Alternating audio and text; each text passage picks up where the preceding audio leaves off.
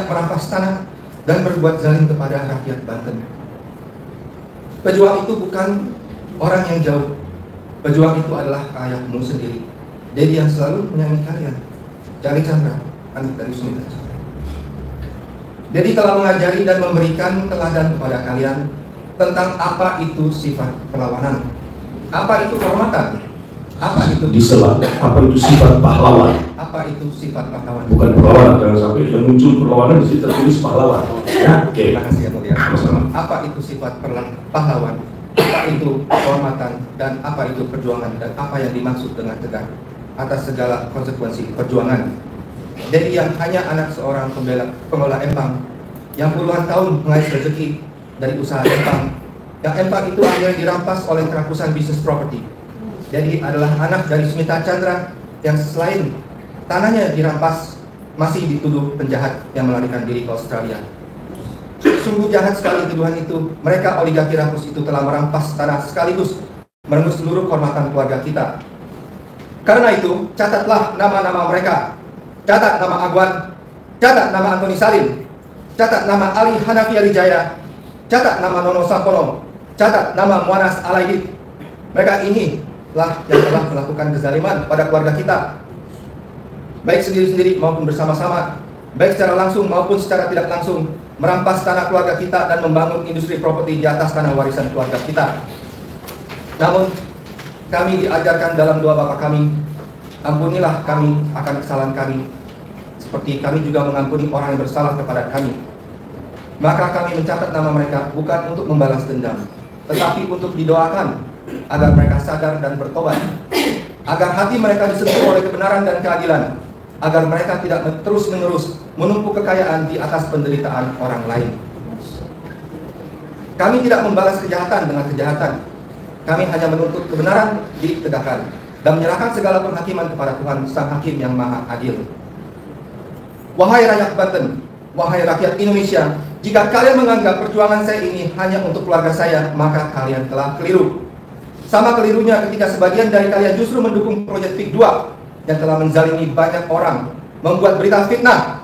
Bukan hanya zalim pada keluarga saya, tapi juga zalim kepada saudara-saudara Anda di Banten yang seagama dan sesama anak bangsa, yang haknya dirampas tanpa dasar yang sah.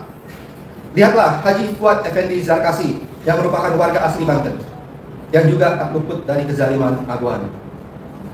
Lihatlah kezaliman kasus pagar laut, kezaliman sejumlah kemacetan dan kecelakaan truk-truk mengangkut material tanah untuk melayani proyek PIK 2. Coba perhatikan betapa zalimnya proyek PIK 2 milik Agwan dan Antoni Salim ini. Pertama, mereka melakukan kegiatan penyelundupan hukum kawasan PSN PIK 2 yang hanya seluas 1.755 hektar terletak di Kecamatan Kosambi. Namun, pada faktanya proyek PIK 2, PSN PIK 2 diterapkan di seluruh wilayah pembebasan lahan yang tidak termasuk ke dalam kawasan PSN di 10 kecamatan. 9 kecamatan di Kabupaten Tangerang dan 1 kecamatan di Serang, yakni Kecamatan Teluk Naga, Paku Haji, Sepatan, Mau Krojo, Kresek, Gunung Keler, Kemiri, Mekar Baru, dan Kecamatan Tanara, Kabupaten Serang menjadi kawasan PIK 2 yang telah mendapat fasilitas PSN. Ini semua yang membuat rakyat Banten tak berani melawan PIK 2 dan akhirnya terpaksa menjual tanah mereka pada PIK 2 dengan harga yang murah. Kedua, mereka melakukan kegiatan pengantaran material tanah timbun untuk pengurukan lokasi PIK 2, menggunakan sejumlah truk, menimbulkan polusi, kerusakan jalan, kemacetan, hingga menimbulkan kecelakaan dengan korban jiwa. Terakhir terjadi kecelakaan berupa seorang remaja berumur 13 tahun terlindas kendaraan truk yang membawa material tanah timbun untuk pengurukan lokasi PIK 2. Sejumlah kabar kematian akibat kecelakaan proyek PIK 2 telah sering kita dengar. Telah sering kita dengar dan menjadikan rakyat Banten lupa proyek milik Agwan ini. Ketiga, mereka melakukan kegiatan pengantaran material tanah timbun untuk pengurukan lokasi PIK 2 menggunakan truk dilakukan secara terus-menerus 1 kali 24 jam yang melanggar ketentuan pasal 3 Peraturan Bupati Tangerang nomor 12 tahun 2022 tentang perubahan kedua atas Peraturan Bupati nomor 46 tahun 2018 tentang pembatasan waktu operasional mobil barang pada ruas jalan di wilayah Kabupaten Tangerang, yang mengangkut jadwal operasional truk pukul 22 waktu Indonesia Barat sampai pukul 5 waktu Indonesia Barat. Truk-truk pengangkutan tanah hilir mudik 24 jam. Walau akhirnya belakangan terpaksa dievaluasi dan menaati peraturan setelah terjadi kecelakaan yang menimbulkan kemarahan rakyat Banten di Tangerang Utara. Keempat, mereka yang melakukan kegiatan pemagaran kawasan PIK 2 yang telah memutus akses masyarakat ke sejumlah wilayah lainnya yang sebelumnya terhubung secara alami melalui sejumlah jalan desa dan jalan terusan yang ada di desa. Kawasan PIK 2 menjadi kawasan eksklusif yang membuat desa terisolasi dari akses ke wilayah lainnya yang sebelumnya bisa secara bebas dan leluasa terhubung. Kelima, mereka melakukan kegiatan pembangunan kawasan area PIK 2 yang telah menutup sejumlah akses publik. Selain akses jalan, juga akses nelayan untuk melaut secara bebas, karena sejumlah proyek PIK 2 di kawasan pantai telah menghalangi rute nelayan untuk melaut pada jalur yang bisa dilewati. Keenam, mereka yang melakukan kegiatan pembangunan kawasan area PIK 2 yang telah merampas hak tanah rakyat karena terpaksa menjual tanah mereka dengan harga murah dan kehilangan sumber penghasilan untuk bertahan hidup, baik dari kegiatan bertani, menggarap sawah maupun mengolah tambak. Sedangkan harga yang sangat murah ditawarkan hanya 30.000 sampai 50.000 per meter tidak dapat digunakan untuk membeli tanah pengganti untuk dijadikan akses produksi dan sumber mata pencarian pengganti. Bahkan terhadap tanah keluarga saya, mereka tak membayar harga Rp1 pun. Tanah saya saat ini sudah menjadi kawasan PIK 2 yang dijual kepada customer. Bayangkan, ini adalah saudara-saudara kita sendiri, sesama anak bangsa, sesama warga negara Indonesia. Mereka telah dimiskinkan, dirampas haknya, dan terusir dari tanah leluhur mereka demi kepentingan proyek raksasa bernama PIK 2. Apabila Anda pernah menerima uang dari mereka, maka ketahuilah itu adalah uang haram yang berasal dari kezaliman, dari penderitaan orang-orang yang dirampas haknya, termasuk saya.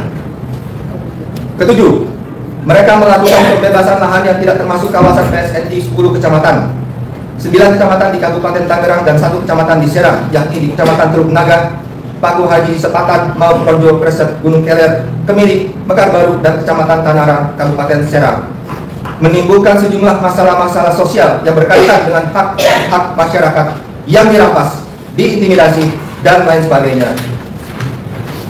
Kedelapan, mereka melalui PT Mutiara Intan Permai sebagai badan usaha pengelola dan pengembang PSN PIK 2 Tropical Coastland merampas tanah negara untuk dijadikan kawasan bisnis properti, sehingga memunculkan ancaman pertahanan dan keamanan negara melalui munculnya entitas negara dalam negara di PIK 2. Walaupun belakangan rencana jahat ini telah dibatalkan oleh Presiden Prabowo Subianto dan tidak lagi memasukkan kawasan PIK 2 sebagai proyek strategis nasional di era Presiden Prabowo Subianto. Kedelapan masalah yang ditimbulkan oleh proyek PIK 2 memang bukan merupakan fakta persidangan. Namun, 8 masalah ini saya ketahui secara langsung saat saya berinteraksi dan berjuang bersama aktivis yang peduli pada rakyat Banten. Sejumlah purnawirawan TNI dan aktivis aliansi rakyat menggugat, membawa perkara tersebut ke ranah hukum melalui gugatan di Pengadilan Negeri Jakarta Pusat. Namun sayangnya, informasi yang saya peroleh, Pengadilan Negeri Jakarta Pusat menghentikan kasus dengan menyatakan tidak berwenang mengadili perkara kezaliman proyek PIK 2 tersebut.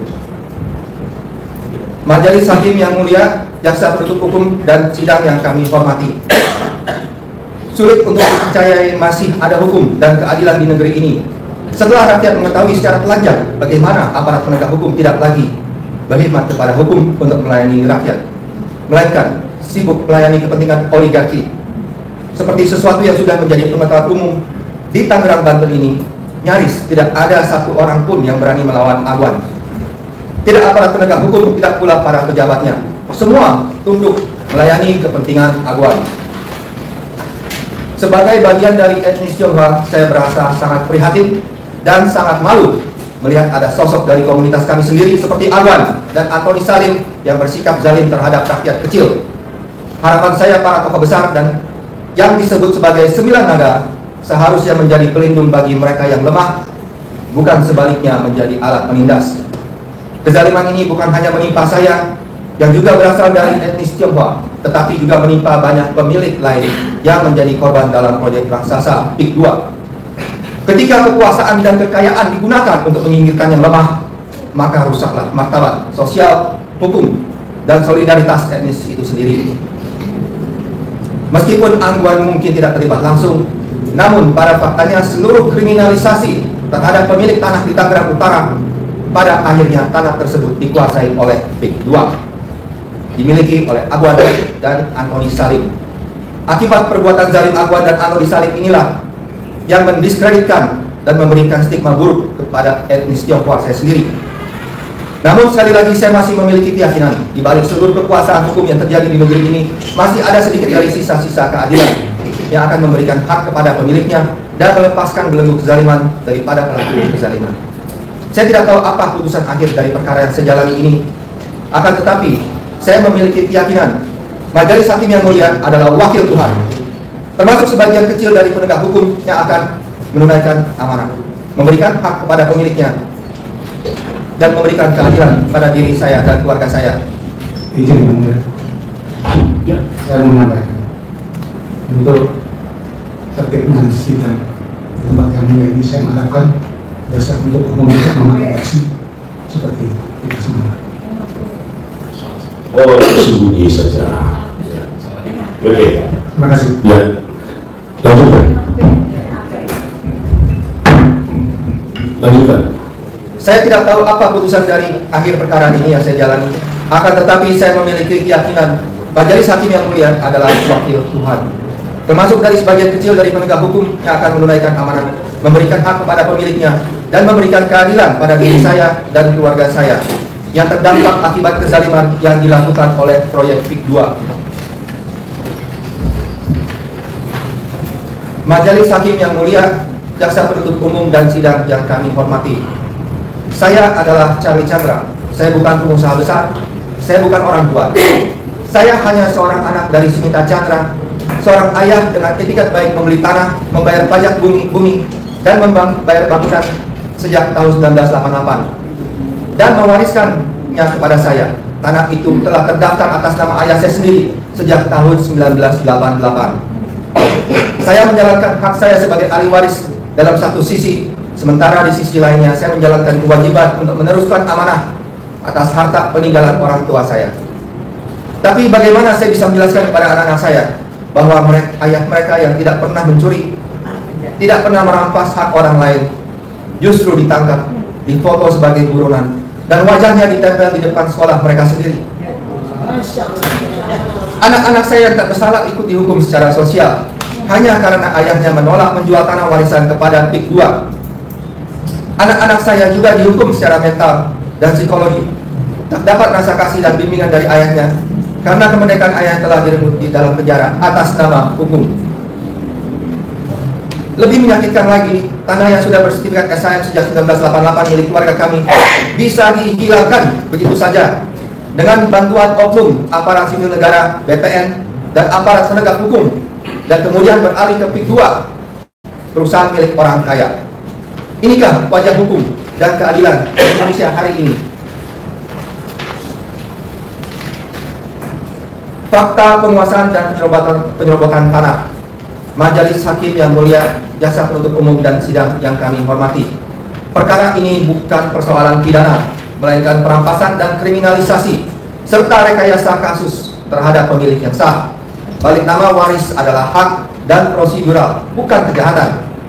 Dalam persidangan telah terbukti bahwa keluarga kami telah menguasai fisik tanah sejak tahun 1988. Kami memiliki foto-foto, ada keterangan saksi yang menggarap tanah itu, ada perjanjian sewa menyewa, ada izin sewa dari BCA, dan bukti pembayaran PBB yang rutin sejak 1988.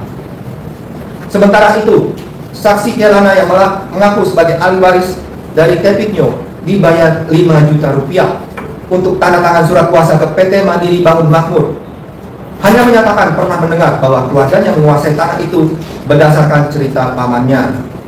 Tidak bisa membuktikan tidak bisa memberikan bukti-bukti apapun. Tapi justru kesaksiannya seperti ini yang dipakai polisi dan jaksa penuntut umum. Pada tahun 2013, penyewa sah kami, Ucai dan Hengki, diusir oleh sekelompok orang tak dikenal dan kemudian menduduki tanah tambak milik keluarga kami secara paksa. PT Mandiri Bangun Makmur kemudian mengaku telah menguasai tanah tersebut sejak tahun 2015. namun tidak pernah menunjukkan alas hak apapun. Yang lebih mencengangkan, tanah yang mereka duduki secara fisik adalah SHM nomor 5 Lemo, masih tercatat atas nama Sumita Chandra, ayah saya sendiri. Inilah yang oleh ahli pertanahan Dr. Asil Lukman disebut sebagai penguasaan ilegal atau illegal occupation. Karena menurut hukum pertanahan, penguasaan fisik baru sah jika didukung oleh alas hak yang sah. Dan hal ini alas hak yang sah adalah sertifikat hak milik nomor 5 yang berada atas nama keluarga kami sejak 1988. Tentang balik nama sesuai prosedur hukum, Majelis Hakim yang mulia, jaksa penuntut umum dan sidang yang kami hormati, surat kuasa yang saya berikan ke Notaris Suparto bukan untuk menjual tanah, melainkan murni untuk mencatat hak waris saya sendiri atas nama ayah saya, Sumita Chandra. Bagaimana diatur dalam hukum pertanahan? Sebelum saya memberi surat kuasa pun juga sudah dilakukan pengecekan, menunjukkan SHM nomor 5 Lemo tidak diblokir, tidak ada catatan sengketa, dan masih atas nama ayah saya sendiri. Maka sangat wajar jika saya percaya tanah itu tidak dalam sengketa. Saya tidak membuat sendiri surat permohonan tersebut. Saya tidak menulis atau menyusun kalimat dalam lampiran 13.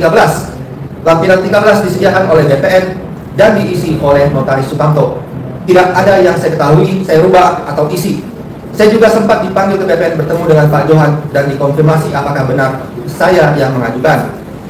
Pak Johan dari BPN tidak memberitahu saya adanya keberatan dari pihak manapun. Tidak ada satupun informasi yang menyebutkan tanah ini bermasalah.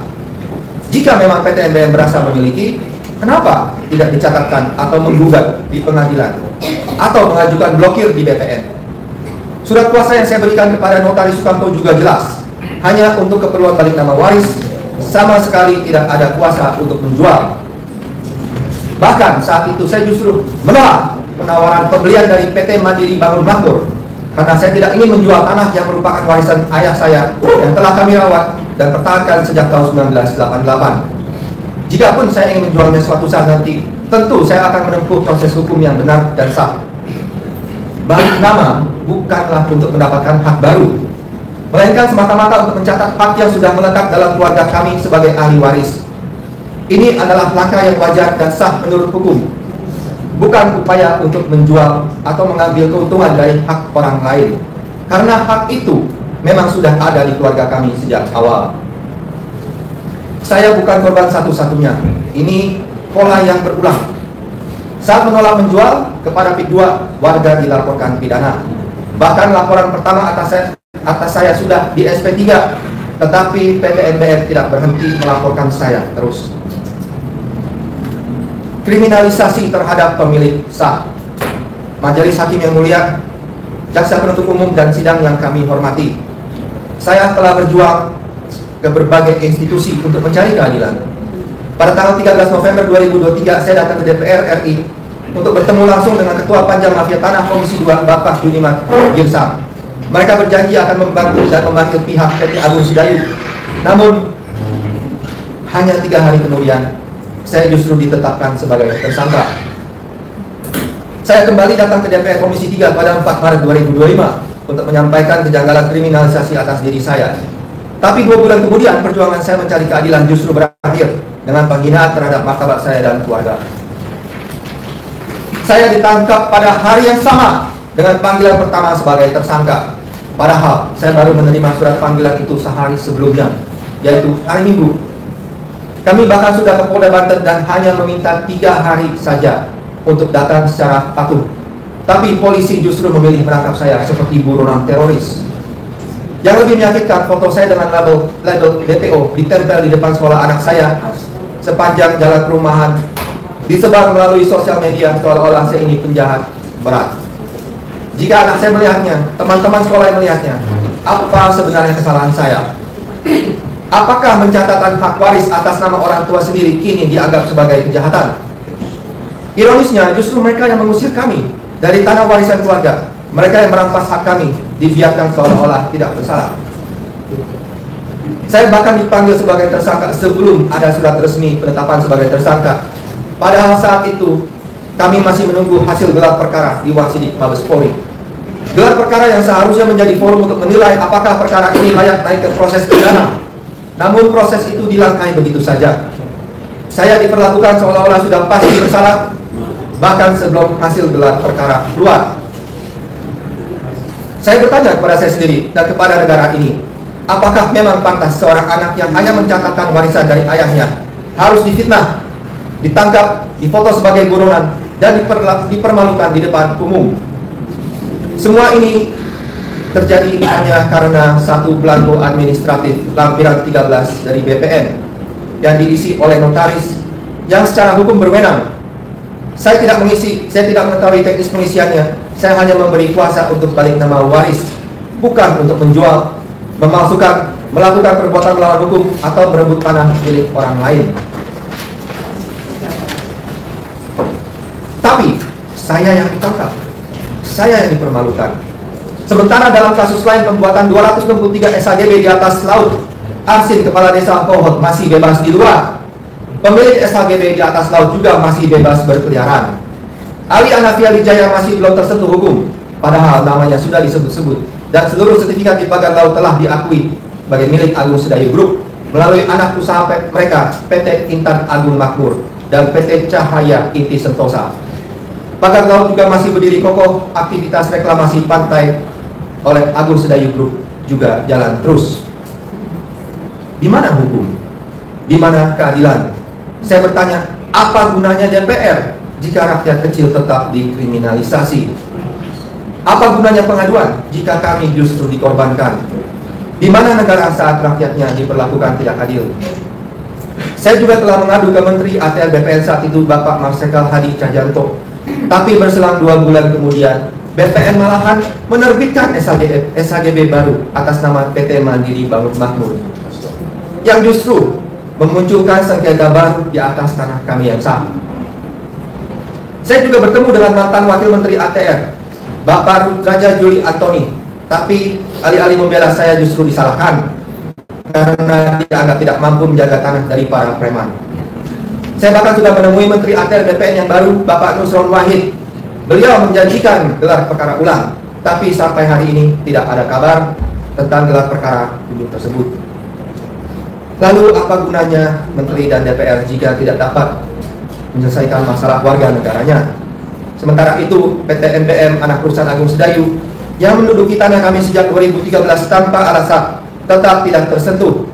Laporan mereka terhadap saya diproses cepat. Polisi bahkan menyalahkan saya, padahal saya memiliki SHM yang sah dan sudah dikuatkan oleh adanya putusan pengadilan yang telah bersekuatan hukum tetap dan menyatakan bahwa ayah kami adalah pembeli yang beretika baik. Inikah wajah polisi yang berslogan melindungi dan melayani? Siapa yang dilindungi? Siapa yang dilayani? Pembungkaman melalui perjanjian. Majelis Hakim yang mulia, Saudara Jaksa Penuntut Umum dan sidang yang kami hormati, dalam persidangan saksi Saudara Dono Sampono telah mengakui bahwa laporan terhadap saya ke polisi memang dilakukan agar saya tidak lagi menuntut hak atas tanah itu. Jadi jelas proses hukum ini sejak awal bermotif membungkam dan menghentikan perjuangan saya dengan merekayasa hukum. Kenapa saya dianggap melanggar perjanjian perdamaian? Saya hanya menceritakan pengalaman saya karena saya melihat banyak korban PIK 2 termasuk para aktivis yang justru dituduh menyebarkan fitnah, hoax, dan sara. Padahal apa yang mereka katakan itu benar-benar terjadi pada saya sendiri. Lalu bagaimana mungkin saya bisa diam saja? Saya merasa punya tanggung jawab moral untuk bersuara, karena saya pernah mengalaminya sendiri. Dan saya tidak ingin orang lain mengalami nasib yang sama. Bagi saya, jika memilih diam itu sama saja saya menjadi bagian dari pelaku kejahatan itu sendiri. Saya berharap rakyat Banten tidak membenci etnis Tionghoa. Karena kasus ini, saya sendiri seorang Tionghoa yang menjadi korban, bukan pelaku. Saya tidak bersuara karena kebencian. Saya bersuara karena iman. Saya tidak berbicara karena ambisi duniawi, tapi karena saya merasa dipanggil oleh Tuhan untuk menyatakan kebenaran dan menolak tunduk kepada ketidakadilan. Sebagai seorang Katolik yang juga menghargai nilai-nilai lintas iman, saya juga merenungkan firman Tuhan baik dalam Alkitab maupun Al-Quran. Ayat-ayat suci ini telah menyentuh hati saya dan menjadi landasan moral atas keberanian saya bersuara. Dalam surah Al-Baqarah ayat 42, dan janganlah kamu campur adukan kebenaran dengan kebatilan, dan janganlah kamu sembunyikan kebenaran sedangkan kamu mengetahuinya. Dalam surah An-Nisa ayat 135, janganlah kamu penegak keadilan menjadi saksi karena Allah walaupun terhadap diri kamu sendiri. Dalam surah Al-Maidah ayat 8, janganlah kebencianmu terhadap satu kaum mendorong kamu untuk berlaku tidak adil. Berlaku adillah karena adil itu lebih dekat kepada takwa.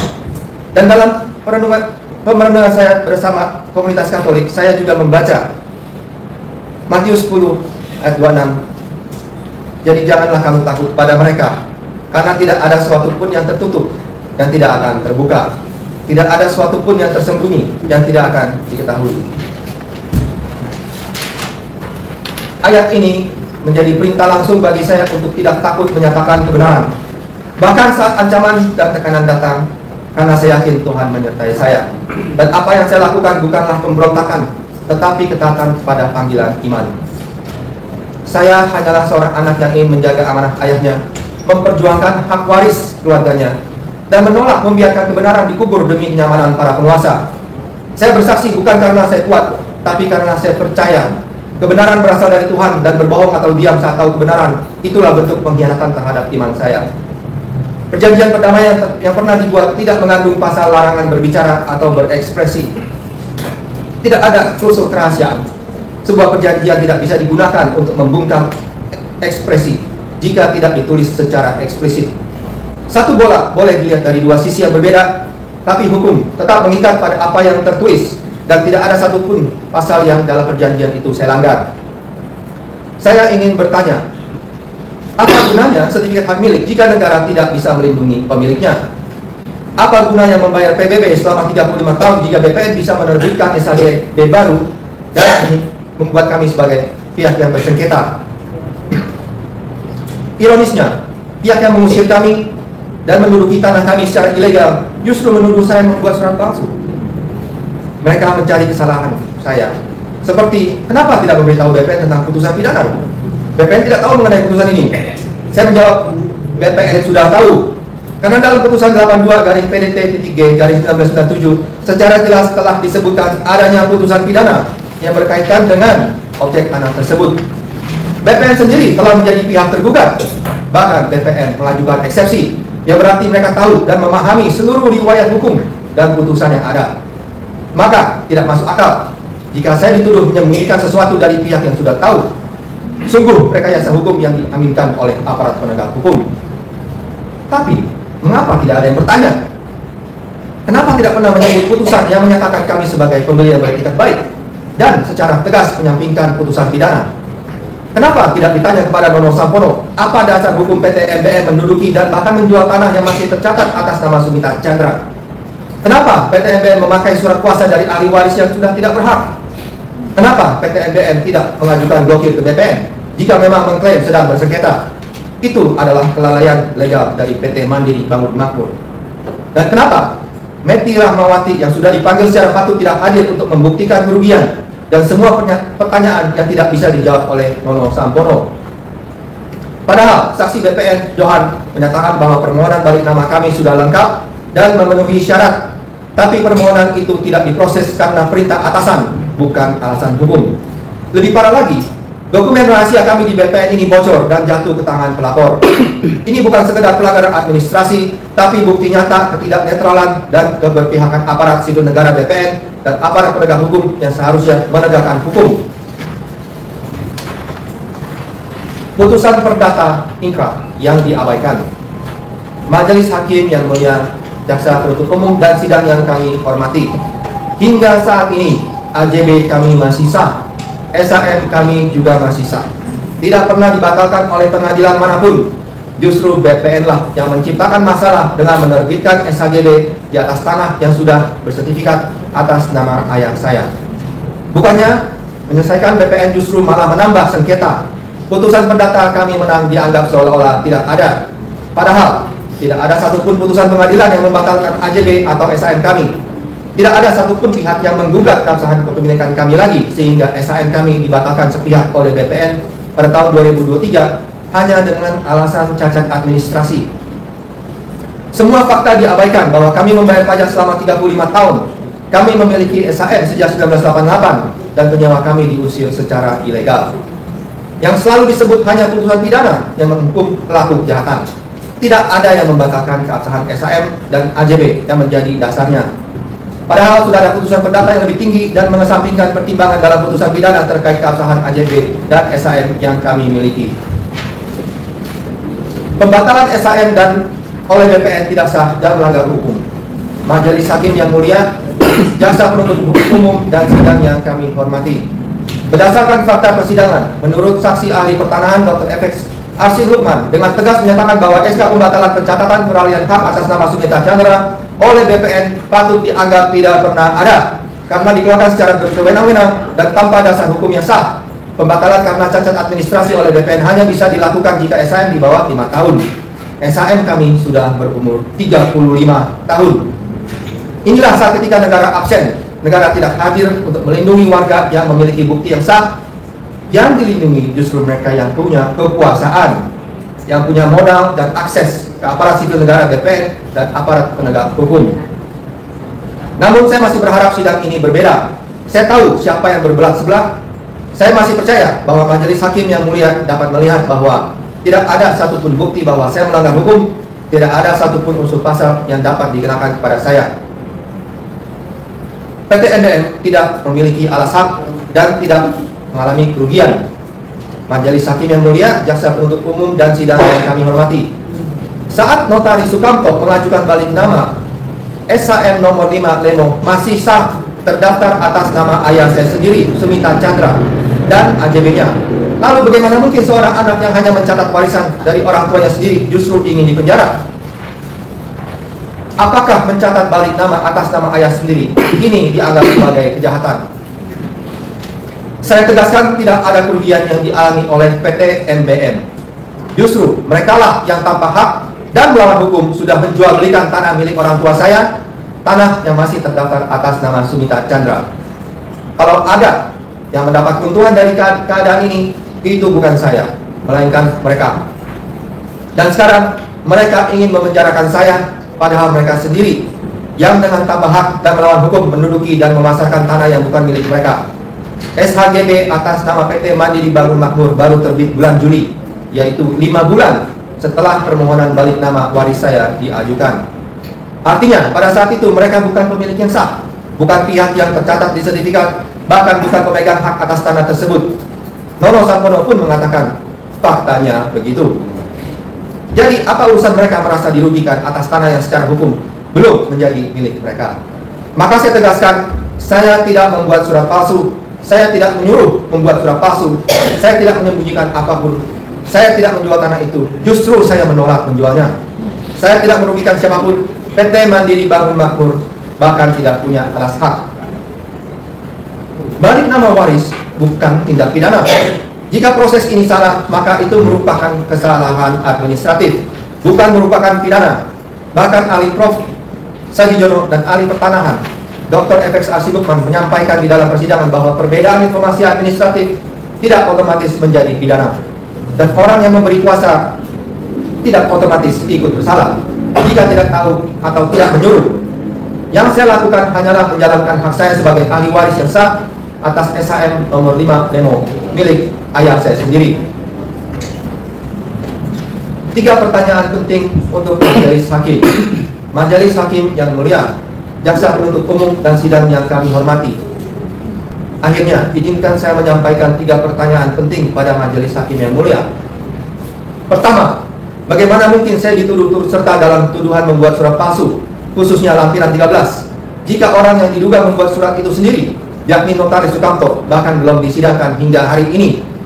Apakah adil menuduh saya ikut serta bersama-sama dalam suatu perbuatan yang pelakunya sendiri sebagai tersangka belum pernah diuji secara. Kedua, siapa sebenarnya yang dianggap menguasai tanah itu secara fisik? Apakah pihak yang sudah menguruk dan menduduki tanah kami secara ilegal sejak 2013? Dengan saksi Kelana yang sendirinya mengaku tidak semuanya yang ia katakan benar, karena hanya berdasarkan cerita dari pamannya. Atau kami, keluarga Sumita Chandra yang memiliki SHM sejak 1988, membayar pajak selama 35 tahun, mengolah tambak di atas tanah tersebut sebelum akhirnya diusir oleh sekelompok orang yang tidak dikenal. Semua sudah dikonfirmasi oleh saksi-saksi yang kami hadirkan dan bukti-bukti yang sudah kami serahkan. Bagaimana majelis hakim yang mulia menentukan siapa penguasa fisik yang layak dilindungi oleh negara? Apakah yang punya sertifikat, yang membayar pajak dan sejarah kepemilikan yang sah, atau yang mengusir kami dan menduduki tanah itu tanpa alasan? Ketiga, siapa yang akan dilindungi oleh pengadilan ini? Apakah ahli waris Sumita Chandra, pemegang SNM sejak 1988 yang telah membayar pajak sampai 2023, yang hanya ingin melaksanakan hak warisnya dan mengurus balik nama sesuai prosedur hukum yang berlaku? Bahkan pewaris sudah dinyatakan sebagai pembeli yang beretikat baik.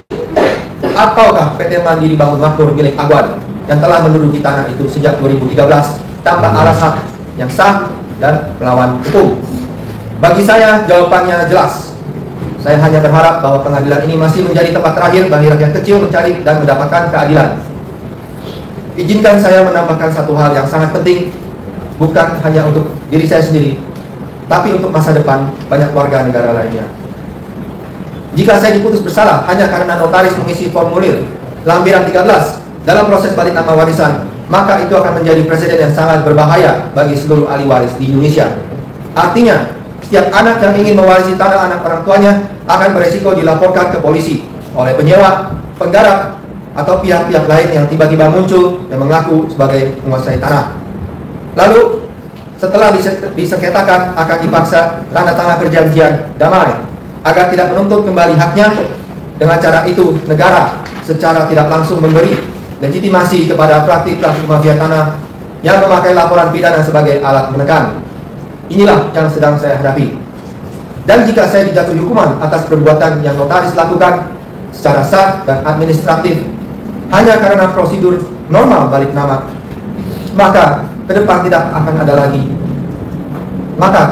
ada lagi yang aman mewarisi tanah secara tenang. Mereka tidak hanya mengambil tanah kami, tapi juga membuka jalan agar rakyat kecil tidak bisa melawan. Saya tidak ingin menjadi korban pertama dari sistem seperti itu, dan saya yakin majelis hakim yang mulia tidak akan membiarkan pengadilan ini menjadi pintu masuk lagi bagi praktik pemerasan legal yang menyamar sebagai proses hukum. Karena jika itu terjadi, tanah warisan bukan lagi milik keluarga, melainkan akan menjadi rebutan bagi mereka yang paling kuat, paling cepat melapor, dan paling lihai menyusun senario hukum. Jika pola ini dibiarkan, maka siapapun bisa menjadi korban, termasuk ahli waris rakyat biasa maupun ahli waris dari majelis hakim yang mulia dan jaksa penuntut umum sendiri.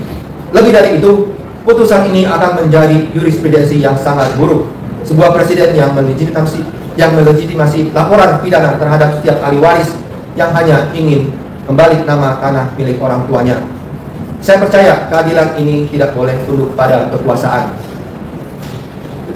Harapan terakhir saya untuk keadilan, majelis hakim yang mulia, jaksa penuntut umum dan sidang yang kami hormati, saya yakin bahwa pengadilan ini masih bisa menjadi tempat terakhir bagi rakyat kecil yang mencari keadilan.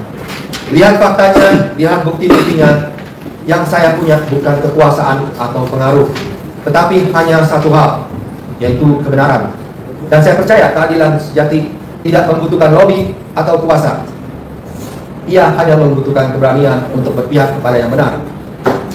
Sebagai penutup, saya ingin menegaskan bahwa satu-satunya dasar yang terus diungkit terhadap saya yakni putusan pidana nomor 596/PIT/S/1993/PN Tangerang tanggal 16 Desember 1993, setelah secara tegas dikesampingkan oleh putusan PT Bandung nomor 726/PDT/1998/PT Bandung yang menyatakan Sumita Chandra sebagai pembeli yang beretikat baik dan berhak mendapat perlindungan hukum. Putusan ini diperkuat oleh putusan kasasi nomor 3306/K/PDT/2000 dan putusan PK nomor 250/PK/PDT/2004 yang telah berkekuatan hukum. Dan sampai hari ini tidak ada satupun putusan dari pengadilan negeri maupun putusan pengadilan tata usaha Ketun yang membatalkan AJB dan SAM atas nama Sumita Chandra. Tidak ada. Sayangnya BPN dan aparat penegak hukum justru mengabaikan putusan-putusan ini. Semoga pengadilan ini tidak mengabaikan kebenaran dan justru ditegakkan oleh lembaga peradilan itu sendiri. Majelis hakim yang mulia, logikanya di mana jika ahli waris di penjara hanya mencatat balik nama warisan atas tanah yang masih atas nama ayahnya sendiri, hanya karena tanah itu lebih dulu diserobot oleh pihak yang tidak punya alasan. Dampak putusan bagi rakyat kecil dan masa depan hukum. Majelis Hakim yang mulia, jaksa penuntut umum, dan sidang yang saya hormati.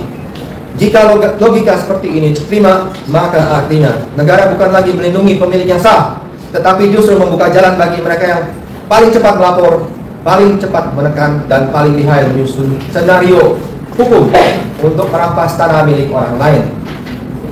Hukuman sekecil apapun terhadap saya akan menjadi presiden yang melegitimasi pemidanaan terhadap setiap ahli waris di negeri ini.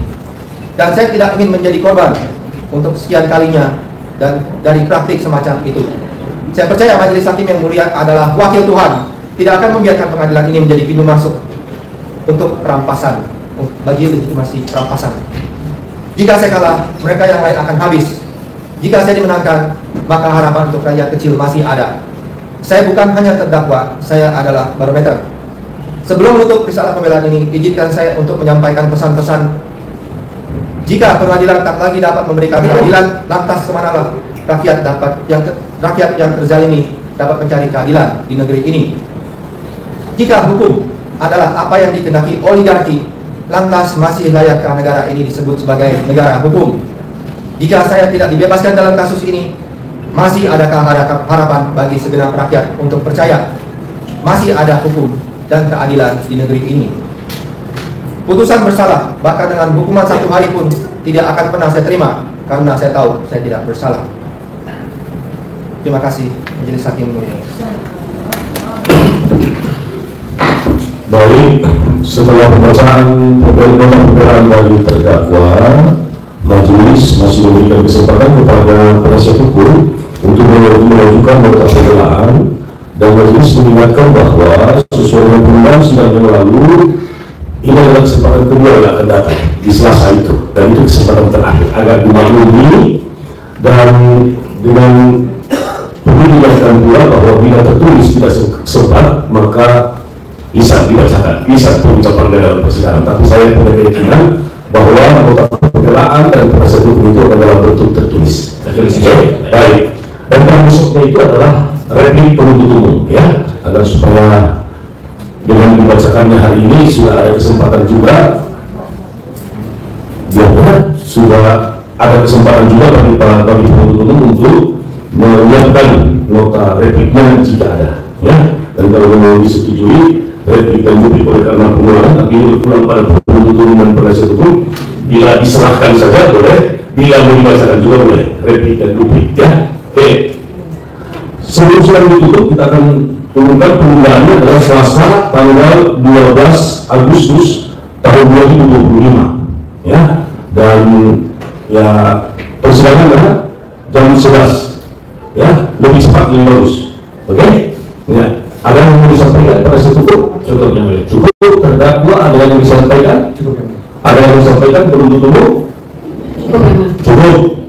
Baik, kita akan bertemu dan kami juga mengucapkan terima kasih atas kelancaran persidangan ini. Sidang selesai, sidang ditutup. Terima kasih.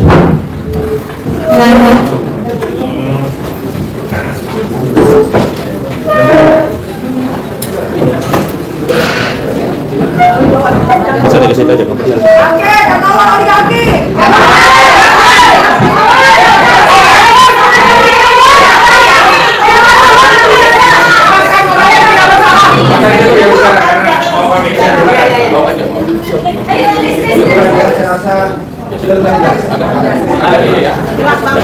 Kalau masih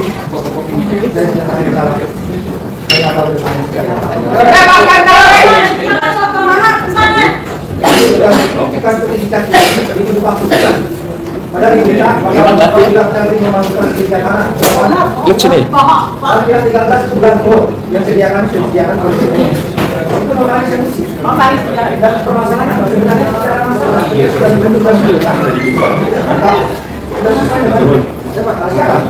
tapi tiba-tiba saya mandi di bawah menyatakan kok ini menyatakan gue menguasai saya menguasai akibat saya ada yang bukan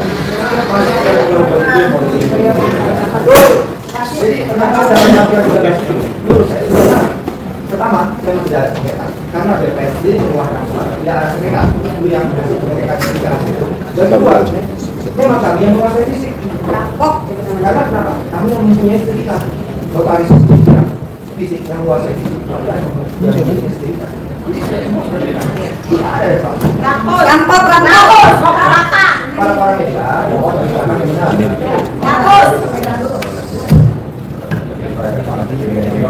Semua di sana. Sekalian,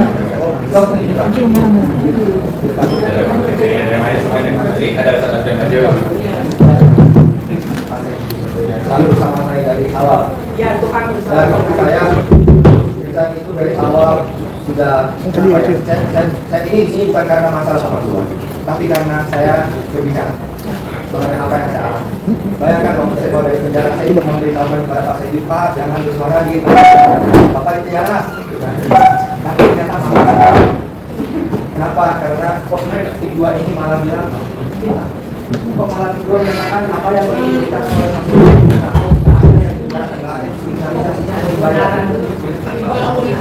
korban nggak bisa kita lihat.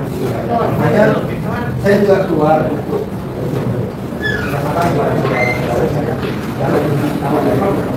karena saya sudah juga keluar awalnya ditutup saya kan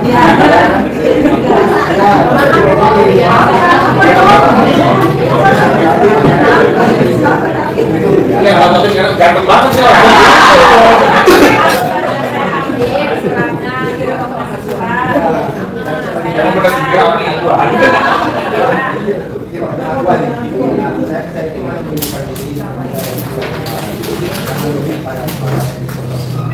dan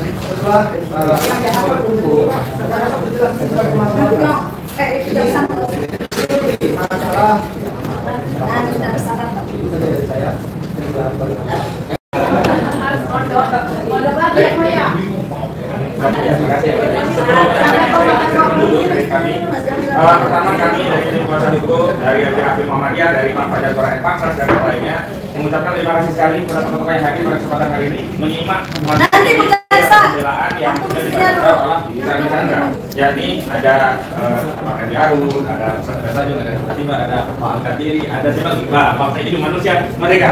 Mudah-mudahan mereka dan tidak bisa kami dengan apapun kecuali didoakan. Yang kedua, kami tegaskan bahwa materi pembelaan secara hukum terkait unsur pidana yang memang tidak bisa terpenuhi akan kami sampaikan pada persidangan Selasa depan. Dan tentu saja dengan merujuk materi dari play pribadi Pak Dali Chandra, kita sudah tahu sebenarnya siapa yang salah. Yang salah itu adalah orang merampas tanah. Rampok. Bukan yang punya sertifikat diusir, malah disalah-salahin. Rampok. Dari hasil saksi juga benar ya. Yang salah itu adalah orang atau korporasi yang membangun industri properti di atas tanah milik orang lain yang diakui tanpa alasan. Yang salah itu adalah orang yang jual tanah, jual kapling padahal itu masih tanah orang lain. Yang salah itu ya kaya raya sih ya, ini kan kaya raya, tapi dari merampas tanah orang. Jadi kalau bisnis kayak gitu itu nggak pintar kan. Kalau bisnis itu ya nilai apa kos produksi diperkecil itu kan jadi untung gede. Lah kalau bahan bakunya jadi kerampas gimana nggak untung beliau? Beli tanah 30.000, 50.000 perak dijual per meter jadi berapa? 30 juta sampai 50 juta. Rapat Presiden kita Pak Prabowo Subianto, tolong Pak hadir bersama kami kami bisa memberikan permakluman ketika hari ada langkah politik untuk memberikan amnesti juga abolisi yang itu membebaskan Pak Tom Lembong gitu. Tapi sekali lagi atensi kami Pak kepada Pak Dali Chandra ini beliau minoritas dalam dua hal sekaligus. Pertama minoritas dari sisi agama, yang kedua minoritas dari sisi etnis. Jadi kami ingin negara Pak Prabowo hadir bukan hanya kepada mayoritas tetapi juga kepada minoritas. Kami ingin negara hadir ya membebaskan belenggu kezaliman dari Pak Dali Chandra. Kami ingin Pak Prabowo negara hadir membenahi hukum kita, menertibkan ya aparat penegak hukum kita sehingga ada kepercayaan penuh kepada negara. Kenapa? Karena rakyat merasa aman tentram, ada negara yang melindungi mereka. Bahkan jangan sebaliknya, justru nanti ada putusan yang melegitimasi kezaliman ini. Jangan sampai itu terjadi. Dan nanti kami minta tokoh-tokoh sekalian untuk menyampaikan statementnya dan kami izinkan Pak Charlie untuk aku dulu karena sudah ditunggu Pak Jaksa.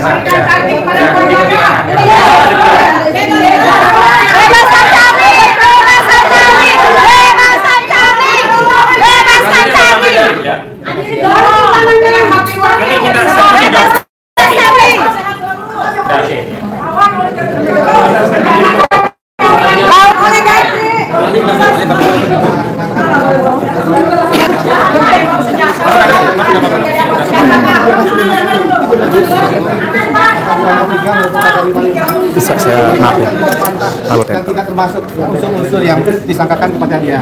Sehingga tentunya tadi dia sampaikan kalau majelis hakim ini adalah wakil dari Tuhan, sehingga tentunya satu hari pun dia tidak rela untuk dia hukum, sehingga dia mintakan kepada majelis hakim untuk putus dia bebas dalam perkara ini. Terima kasih. Assalamualaikum warahmatullahi wabarakatuh. Soal kata aja dulu. Ya, yang berkenan ini. Benar. Saya yang ingin saya katakan adalah bahwa proses ini adalah proses yang ada di posisi yang sangat penting, karena secara totalitas 88% sertifikat tanah di Tangerang Raya memang sudah ditanyakan orang-orang Cina itu, orang oligarki itu. Jadi menurut saya seluruh masyarakat ini semua terjadi karena banyaknya pengkhianat yang orang-orang yang tidak mau mengatakan bahwa mengaku anak kampung sini, tetapi membela musuh-musuh negara, membela para oligarki, dan membela orang-orang yang memberikan kemudahan-kemudahan duniawi. Saya mengikuti utuh tadi pembacaan pledoi dari Pak Charlie Chandra. Kelihatannya jawaban yang paling rasional adalah beliau dibebaskan. Pengalaman saya kalau tuntutannya 5 tahun, biasanya perkataan yang alasan-alasan yang tidak jelas itu akan memberikan vonis. Maka dari itu turunnya dukungan penuh dari Bapak Presiden Prabowo Subianto, mungkin satu pilihan yang harus ada yang bisa mengakses segera diumumkan bentuk apapun sehingga Pak Charlie Chandra bisa pulang dan bebas. Amin. Indonesia untuk membuat Indonesia berdaulat tetap dalam keadaan Indonesia merdeka 17 Agustus, merdeka untuk semua, merdeka untuk orang-orang kecil, dan merdeka untuk melawan oligarki. Selanjutnya dapat nih Pak. Pak Menteri juga kemarin Pak. Nah, sekarang dapat lagi. Pak Remi jangan.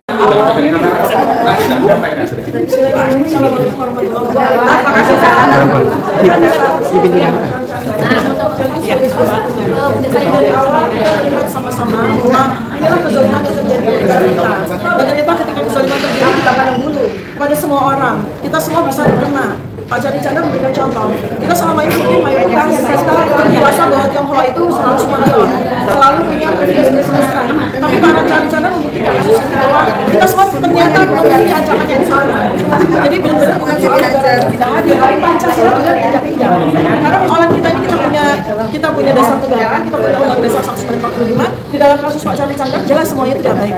Jadi apa artinya negara kalau kita sudah tidak punya lagi dasar negara, kita tidak lagi memegang harkat undang-undang dasar 1945. Jadi ini kembali kita juga memiliki sebuah optimisme dengan pemberian abolisi dan pemberian amnesti terhadap 1128 orang yang menjadi hadiah hari ulang tahun kemerdekaan.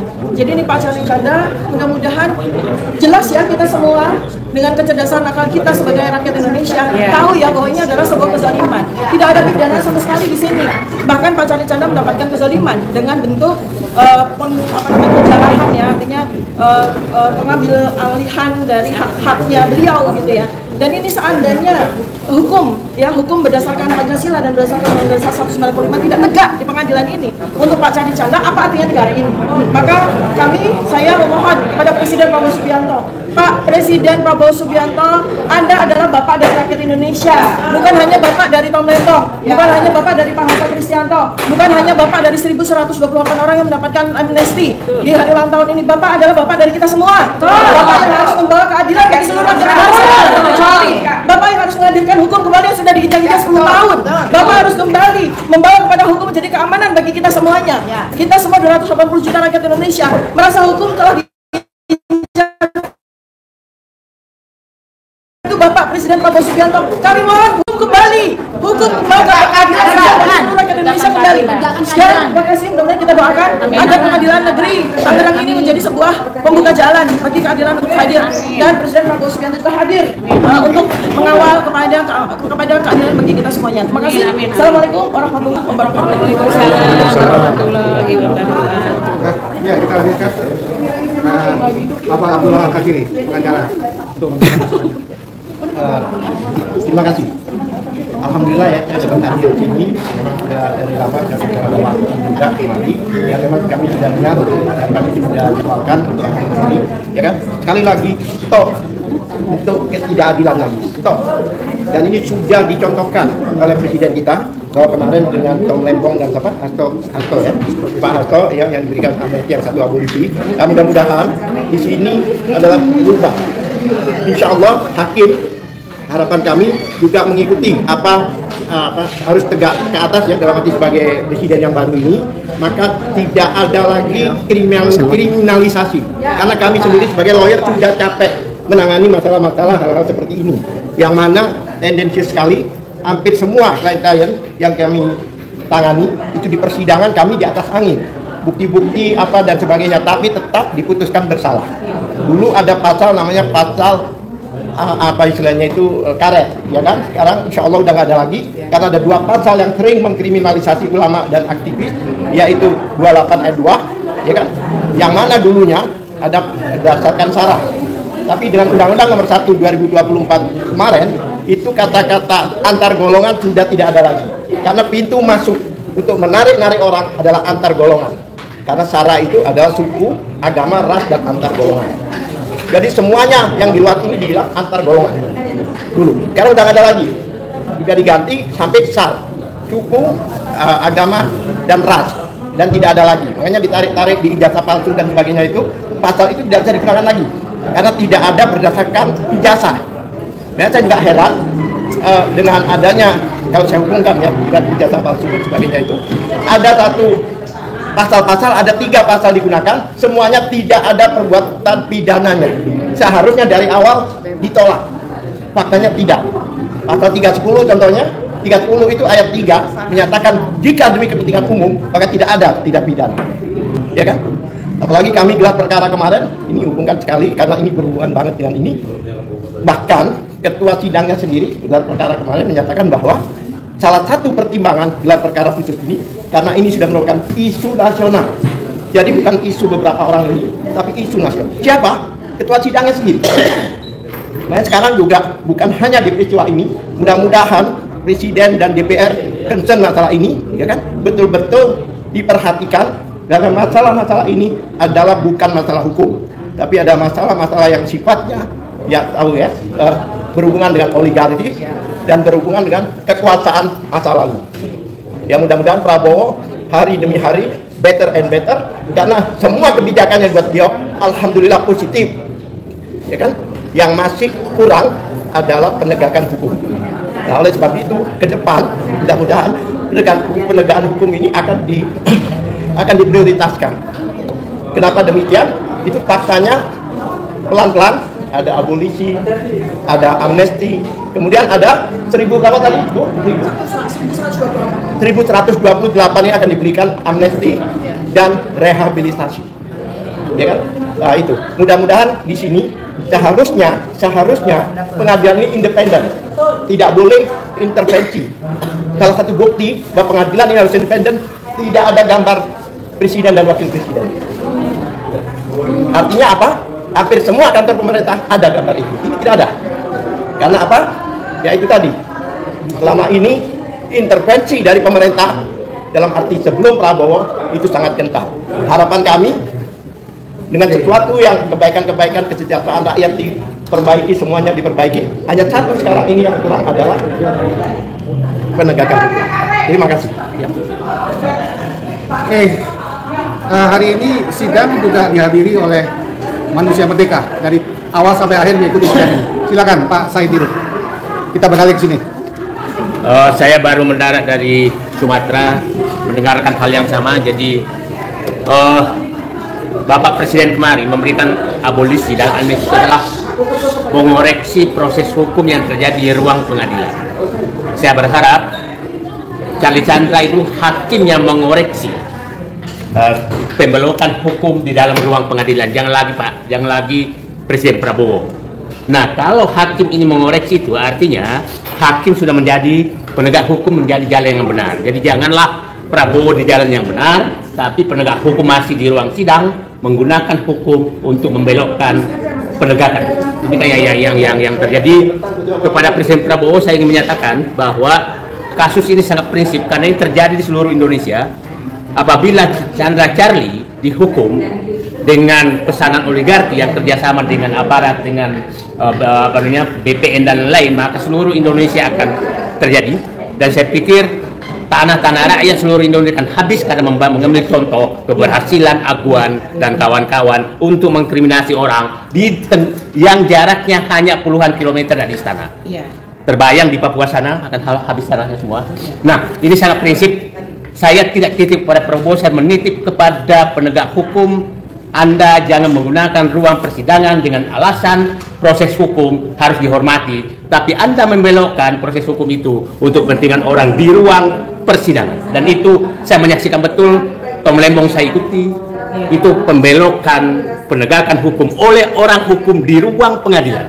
Dan itu yang saya titip, jangan semua ke Prabowo. Saya menganggap penegak hukum, jadilah penegak hukum, jangan Anda menjadi pelayan orang-orang yang ingin membelokkan hukum yang selama ini terjadi. Jadi saya berharap saya dapat informasi Ketua Pengadilan, Ketua Majelis Hakim Charlie Chandra adalah Ketua Pengadilan Negeri Tangerang.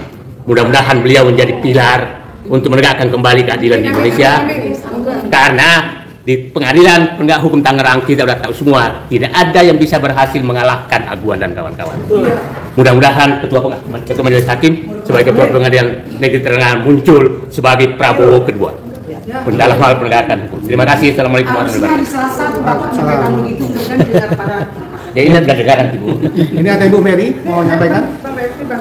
Bang Refli yang silakan. Nah, Bu Mary dulu nggak apa-apa. Bu Mary dulu. Kalau kita sedikit saja ya, ini benar-benar menurut kami ini adalah perampokan yang dilakukan oleh oligarki. Kenapa? Bayangkan 35 tahun sudah memiliki SHM. Kenapa nggak dari kemarin-kemarin, dari dulu-dulu kalau mau dipersoalkan? Kok baru hari ini dipersoalkan masalah kepemilikan tanah itu? Ini kan ngawur.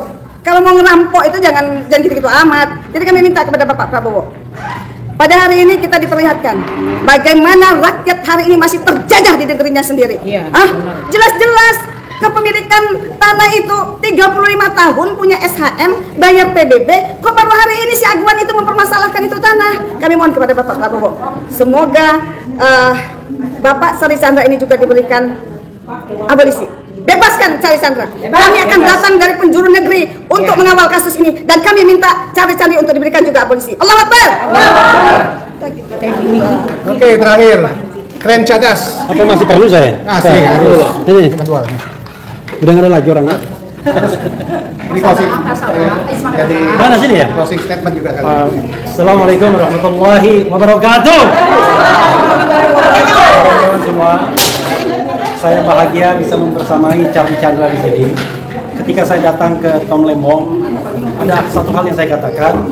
Kenapa saya mau datang ke sidang Tom Lembong? Karena saya percaya bahwa Tom Lembong punya moral standing.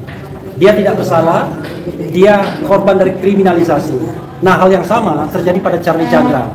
Saya paham kasus ini karena saya mengikuti dari awal dan berapa kali saya mengundang Charlie Chandra di channel saya.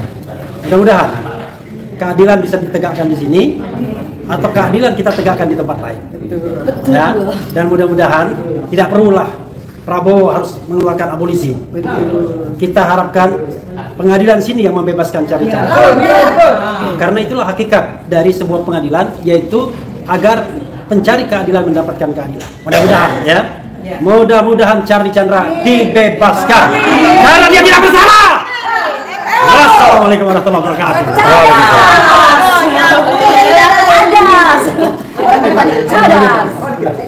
Oke, ini Sufi. Assalamualaikum warahmatullahi wabarakatuh. Waalaikumsalam.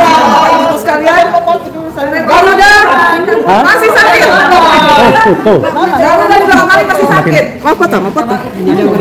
Karena masih banyak hukum-hukum yang belum adil di negeri ini. Tanah-tanah dirampas, dijarah, dan diambil tanpa dibayar atau dibayar sesuka hati mereka. Ada negara dan negara kedaulatan yang terjual. Tolong bapak-bapak hakim di seluruh Indonesia, bapak-bapak hakim, bapak-bapak jaksa di seluruh Indonesia, berlakulah adil sesuai dengan lambang bapak, yaitu timbangan keadilan. Jadi kami mohon sore hari ini bapak hakim mendengarkan pledoi Pak Charlie Chandra yang begitu menyentuh hati rakyat seluruh Indonesia. Tolong dibebaskan karena dia tidak bersalah. Dia hanya membela haknya, membela tanah orang tuanya. Jadi sekali lagi, salam merah putih, selamatkan Charlie Chandra. Terima kasih. Wassalamualaikum warahmatullahi wabarakatuh. Tambahan sedikit lagi ya. Maksudnya Pak Charlie Chandra itu bukan hanya untuk dirinya, ya, tetapi untuk seluruh rakyat Banten yang terzolimi.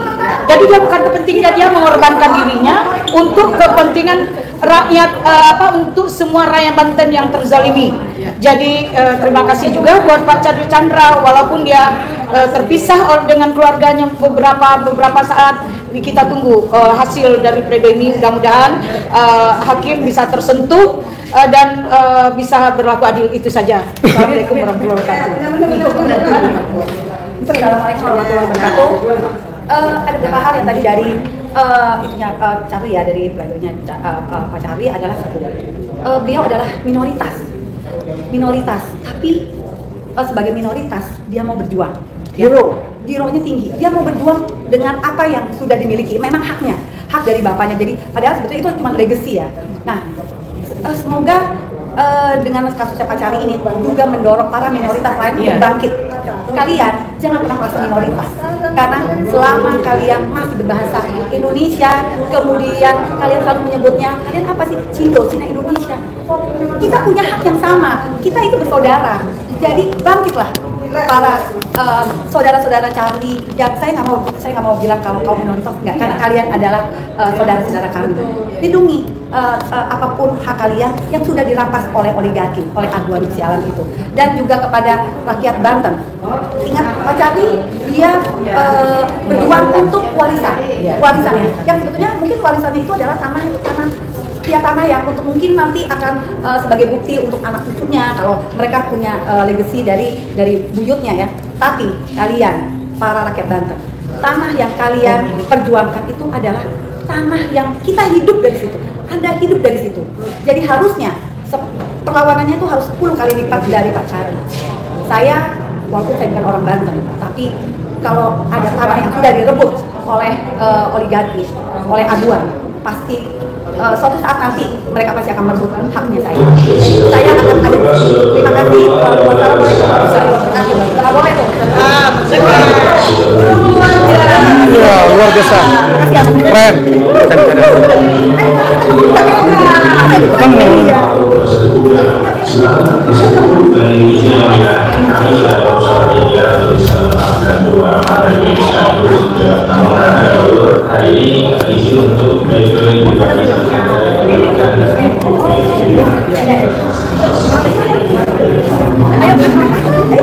Ya bang. Ya, assalamualaikum sobat RH. Selesai sudah sidang pledoi ya. Dan hasilnya kami bebas. Masih menunggu lagi dari putusan hakim. Kenapa? Itu namanya ngomong fitnah. Oh, nggak saya.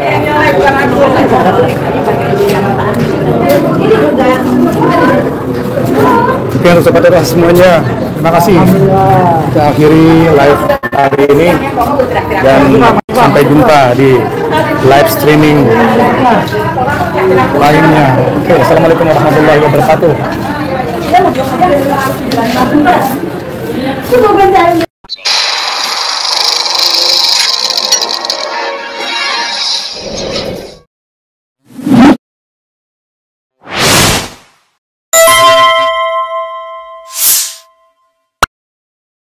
You